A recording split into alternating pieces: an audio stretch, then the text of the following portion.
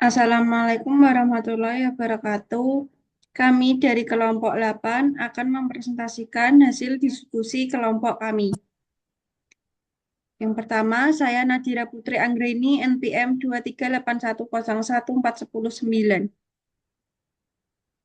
Saya Najwa Zahra NPM 23810140.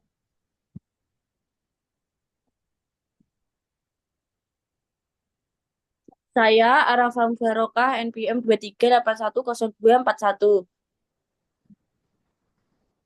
Saya Nevia Ramadhani NPM 23810059. Latar belakang hubungan karyawan adalah hubungan dari pemberi kerja dengan karyawan di dalam sebuah perusahaan atau organisasi untuk saling berkontribusi dan bersinergi untuk mencapai tujuan atau visi misi yang telah direncanakan oleh perusahaan.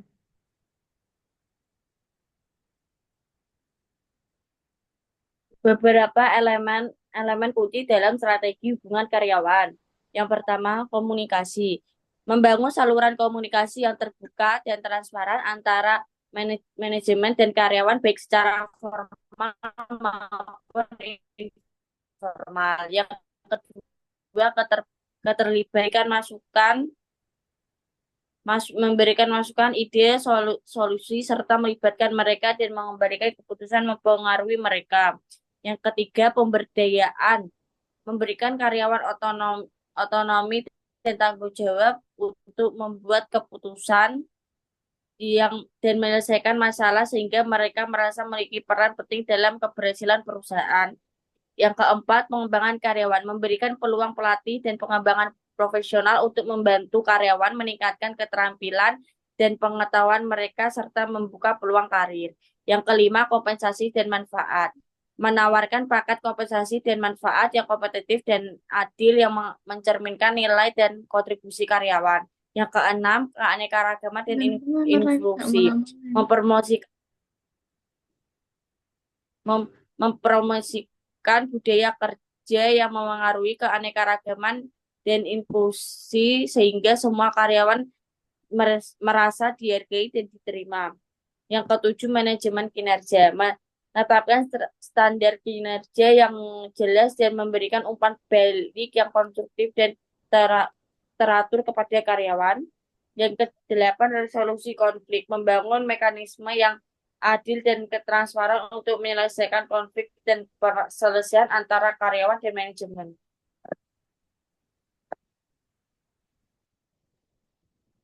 Dasar hubungan karyawan. Ada dua pandangan tentang hubungan karyawan. Satu, sudut pandang kesatuan. Ke- Keyakinan bahwa manajemen dan karyawan berbagi keprihatinan yang sama dan oleh karena itu di kedua kepentingan mereka untuk bekerja sama. Dua, sudut pandang pluralis. Bahwa kepentingan karyawan tidak akan selalu bertepatan dengan majikan mereka dan bahwa pandangan kesatuan adalah naif, tidak realistis, dan melawan kepentingan karyawan.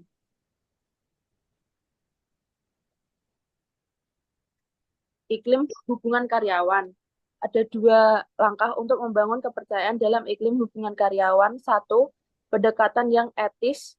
Bisnis bertujuan untuk mencapai kemakmuran, pertumbuhan, dan kelangsungan hidup. Idealnya, keberhasilan harus menguntungkan semua pemangku kepentingan dalam pemilik organisasi, manajemen, karyawan, pelanggan, dan pemasok.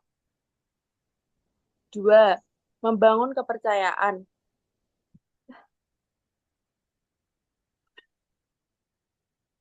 Menunjukkan bahwa kebijakan hubungan karyawan yang bertujuan untuk membangun kepercayaan harus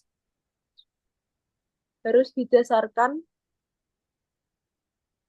pada prinsip-prinsip bahwa karyawan tidak bisa hanya diperlakukan sebagai faktor produksi dan bahwa organisasi harus menerjemahkan nilai-nilai mereka mengenai hubungan karyawan ke dalam tindakan spesifik dan praktis. Berikutnya ada mengelola hubungan karyawan.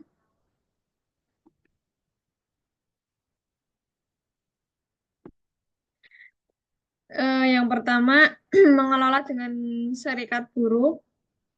Manajemen dan serikat buruh belajar untuk hidup bersama yang sama, sering secara memberi dan menerima anggapan yang tidak akan mendapat manfaat dari iklim permusuhan atau dengan menghasilkan konstan konfrontasi.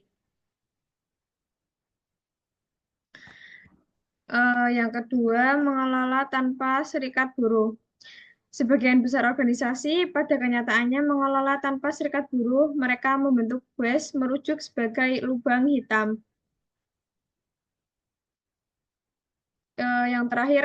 Yang terakhir ada kesimpulan strategi hubungan karyawan berkaitan dengan perumusan dan pelaksanaan rencana yang dirancang untuk hubungan yang harmonis serta produktif dan kebutuhan karyawan untuk diperlakukan secara adil dan baik. Hubungan karyawan berhubungan dengan cara mengelola dan memelihara hubungan kerja dengan mempertimbangkan implikasi dari gagasan kontrak psikologis. Sekian dari kelompok kami. Bila ada salah kata dan perbuatan, mohon maaf. Wassalamualaikum warahmatullahi wabarakatuh.